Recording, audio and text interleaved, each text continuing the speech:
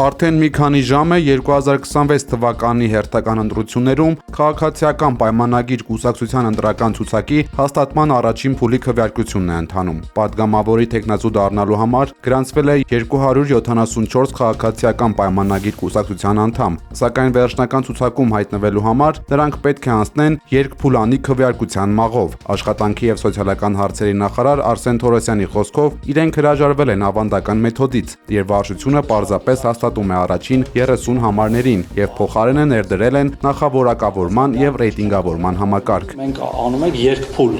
քվեարկություն, ըստ էության հիմա մենք ունենք կարելի ասել նախավորակավորման փուլ եւ ձևավորվել է կուսակցության մի քանի ցուցակի մի քանի հատված, առաջի հատված, երկրորդ հատված եւ 100-ից ավել է, այսինքն առաջի 50-ը, երկրորդ 50-ը եւ 100-ից ավել հատվածը։ Առաջի 50-ը շարունակելու է քարոզչություն անել կուսակցության շրջանակներում